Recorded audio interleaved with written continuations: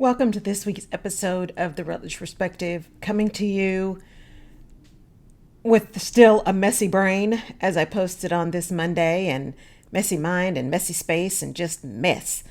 But here, because that's what we do, is we show up. And what it made me think about this week is just like my posting, owning the stuff that's the mess. It's the mess, and the fact that I can actually carry on multiple conversations in my head with myself at one time that make me, that make us all unique. Those little things about us that are different, and it made me think back to what I talked about last week. And you don't have to listen to the podcast in order or anything by any means, but I do kind of play on things that we've talked about before. And last week, I'd listened to an interview by Guy Raz of Rashad Robinson, who is the president of the Color of Change. And he was talking about the difference between power and presence. And especially in social media, there's so many people who have lots of presence because, they're influencers and everybody knows their name and you see their face and you know who they are. And that's great. But power is when you're actually able to impact change. You're able to set rules, right? You're able to set standards. That's real power. And then I had the pleasure of interviewing the amazing Holly Dowling, who I've known for a few years. And we started talking about showing up and vulnerability and what that looks like. And then had a conversation this morning with some leaders about the power of a leader actually showing up with humility and being willing to say, you know what, I don't know, but I'm going to figure it out. Or I'm struggling with this too. Or, I don't have all the answers, but we're going to try to figure this out together. And not so much in a way that people think, oh my God, if you don't know, what are we going to do? But in a way that says, I'm not perfect. I'm not the be all end all. There are many, many ideas. And so I want to talk a little bit about delving into that idea of power and presence and showing up and opportunity and vulnerability, but in a little bit different context, because I do agree there is a very big difference between just presence, just people knowing who you are and knowing your name, like cheers, everybody knows your name, and really having power. But if you add on to that, because words have meaning, there actually can be some amazing power depending on what kind of presence you have. And when I say that, I think about those people that we talk about where we say they just light up the room when they come in, or they just take over the room when they enter. Those folks that just draw your attention. They're like they say, moths to a flame, right? There's just something about them. There's a level of charisma about them. And I don't mean just the charismatic kind of crazy people. I mean the charismatic people that when you get to know them, even when you talk to them, you think you're the only person in the room. Those kind of people, those people who are so genuine and so clear in who they are and comfortable with who they are, that they just exude this level of comfort and confidence, not perfection, but confidence that just draws you to them. You just want more of that. I always think about this dear friend of mine who just retired. She's incredible. She and her husband both, their whole family is just incredible. And she just retired. And I remember when we were working together, people would always say, she's so quiet. She's so quiet. She'd sit in rooms and with senior executives and with board members, and she's so quiet. She's so quiet. But what was interesting is if you were in a room with her, if you were in a meeting with her, no matter the topic, right? There might be something that was pretty heated. There might be something that was pretty controversial. And she didn't say a lot. She just didn't feel the need to always be engaged in every conversation. But when she did speak, you could hear pins drop. It was always on point. It was always profound. It was always a way to shift perspective or to broaden perspectives or open eyes. It was a way to call out the elephant in the room. And it was just masterful. Because her presence, there was a mystery about her, number one, right? There was a mystery about her because she didn't talk all the time. So people didn't always know what was on her mind. And yet their experience with her was when she did say something, it was always on point. So she was always prepared. She knew what she was talking about. She wasn't just quiet because she didn't know.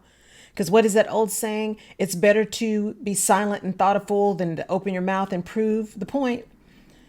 Well, when she opened her mouth, she proved the exact opposite, that she was on it. And as a matter of fact, if you wanted to mix it up, you better be prepared because she was going to be. There was power in her presence, right? There was power in her showing up.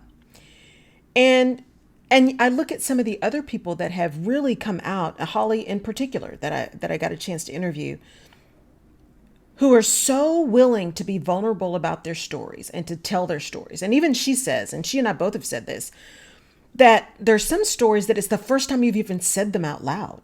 And not that you were necessarily embarrassed or afraid by them, but they were so deep that you had to process them yourself. But also the magnitude of the story may have been too much for people, right? Or you felt like it may have been too much.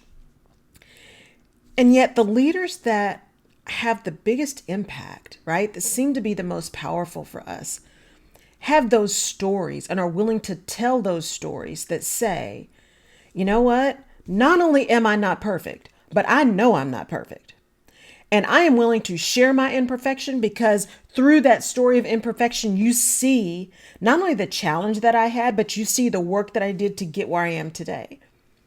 And what people see is if they can do it, I can do it. And so that owning of our own mess, I was very honest when I posted Monday and said, man, I woke up with a messy mind. But instead of saying, oh my God, Lord, just get it together, think about one thing at a time, right? Just one thing. I just decided to sit back and pause all that years of therapy, right? Sit back and pause and say, but the mess is what makes me me. The mess is what enables me to see and connect dots that other people usually don't even see, but most certainly can't connect to then give insight into what they're feeling. Now, part of that is because it's always easier for us to look at something and read something and understand something when it's not us, right? When it's not our own stuff. So I don't claim to be some genius because I can do that. But what I am able to do is really listen actively and not only listen to what people say, but listen to what they don't say. And I'm able, for some reason, to recall conversations and points of conversations that enable that connection of points that gives people this opportunity to say, now I get it. Like I had somebody say the other day, it's like job therapy talking to you, right? It's like career therapy. And I don't take that lightly. And I'm by no means acting as a therapist. So I want to be very clear. I'm not a qualified therapist. I'm not trying to be a therapist. But that feeling of of creating a safe space, a space where people know that I am not perfect. I have a zone of genius and I'm really, really good at what I do. But I also have my own coaches, right? And I have a therapist and I have a village that I rely upon because we all need those things and those people around us to help us deal with our mess. And it's the real deep, great leaders who, one, understand and acknowledge their own mess, two, work on their mess, but three, are able to show up in a way that is vulnerable and authentic and talk about the mess without oppressing people with the mess, right? It's kind of like I say all the time, people don't need to know how the sausage is made. They just need to know they're having sausage for breakfast, right? The mess isn't necessarily the thing. But sometimes there's a story in the mess. There's a story in the triumph. There's a story in the challenge of just figuring it out. Or even if you don't figure it out, the challenge in just having decided that right now, that's a mess that's just going to be a mess. And I can't unmess it at this moment. So I am just going to live with it and work through it and continue to move forward in a way and in a direction that I know is the right way and direction. And then knowing that I have enough trust in me and that I am enough that I can deal with and manage and work through whatever that thing is when it's time. We hear the messages we need to hear when we are ready. Opportunities come to us when we are ready to pursue them. Right? When we spend the time to really get open and surrender to the flow and just be ready to be in flow, those things begin to come to us. And I cannot talk about that enough. And you guys are going to start seeing some things that have happened that I'll start revealing some more of, even around the business and around some other things that have really been powerful in terms of just letting stuff go. Just let it go. And that's not easy for type A insecure overachievers, right? We got to be in control. We got to have plan A through Z because, proper prior planning prevents poor performance. But the power of your presence is in recognizing the power in the mess. Because in cleaning up the mess, you never know what you're going to find under that pile of crap that you didn't even realize was missing. I'm thinking about that right now as I see in my peripheral vision this pile of paper sitting on my desk that you guys can't see. There's something in there that I know I need, and I have not seen it in days. That ability to get through the messiness, to get to the good, right? Thinking about, because there's lots of lessons in the garden, thinking about, peeling that onion, or I've been watching a lot, for some reason, a lot of TikTok videos on people roasting garlic and then they just squeeze, the bulbs and it all just squishes out. There is beauty in that messiness, that getting your hands dirty, that digging deep into the work that needs to be done for you. Because when you do the work for you, you're able to show up and serve better and have that presence. Part of that presence that draws people is that fire and that light and that confidence from, if knowing nothing else, you know exactly who you are and whose you are. You know where you are, you know what you want, and you know what you need to do to get there, or at least you're working on that.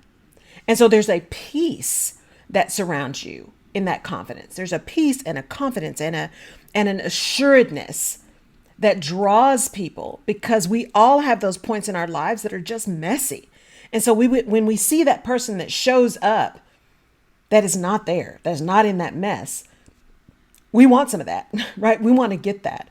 And so as you go into this week and you listen to this podcast, I absolutely agree that it's not just about presence. It's not just about that influencer, and not just about, who knows your name, but it's about what is the impact you can make. And the way to make that impact is to seize and own your own mess, to love your mess, because your mess is you. Your mess has put you where you are now. Your mess is the foundation upon which you will catapult to the next thing. Your mess makes you approachable. Your mess makes you real. That's the part that people really need to see. And so as leaders, when we start thinking about difficult discussions we need to have, when we start thinking about some of the challenges that are going on in our business and all of this kind of COVID stuff that's happening and how we have to address people, I'm thinking about what's going on, with Southwest, how they came out with stuff that nobody believes to be true. When leaders have to stand up and give messages that may not be popular, that ability to be strong but vulnerable, to be honest and humble, right, but confident, that is a superpower. That is what gives you that power and that presence to be able to impact and to make change. And we all have that within us. We all have that within us. We've unfortunately been trained and taught that it's just about attention, right? That you want to be known in the room. You want everybody to know who you are because it's about ego. It's about attention. If they know who I am, then that's the good thing. I've made it if everybody knows my name. But there's a reason that they say, you serve in private. You don't let everybody know what you're doing. There's a reason that people give anonymous gifts, because it's not about them. It's about the impact that they're making. And true leaders, exceptional leaders, know it's not about their name on the thing, on the idea, on the solution. It's not about their name. It is about the power that they create through the engagement of everyone who is working around them and who is looking to them for guidance, who is looking to them for leadership, who is looking to them for the okay to just do, the okay to be imperfect, the okay to fail, the okay to just try to do better every day. There is so much more power in that person that just lights up a room when they come in, that just draws everyone to them. That's the leader that I want all of you to be in your career, right? In your organization, if you're running a business, in your business. It is owning your own mess, because in owning that mess, you seize the power and you take it away from the stuff that's not real, right? You push yourself out of that nervous system response and into that area of ventral vagal where you're really thinking and you're in joy and you're in genius.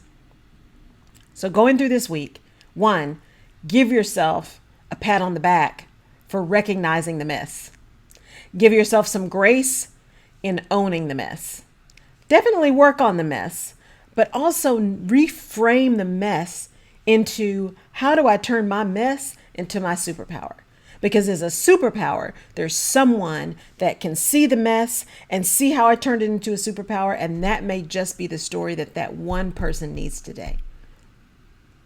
Go out and do something amazing for someone else. Have a fantastic rest of your week. Thank you for tuning in. If this has made sense to you, I really appreciate your downloading and sharing and passing it on to someone else.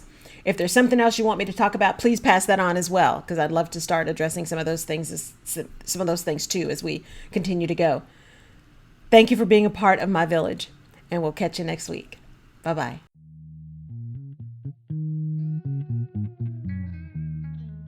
You've been watching The Rutledge Perspective. Thank you for tuning in.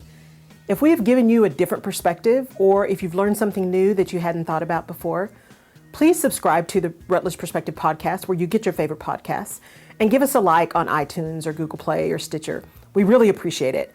And your feedback is important as well, as we use that to inform our next episodes. You can also head over to my website, laurelrutledge.com, and download a freebie called Where's My Mojo that can really help you get out of your rut or maybe talk you back off that ledge of frustration. You can also find previous episodes of The Rutledge Perspective on laurelrutledge.com.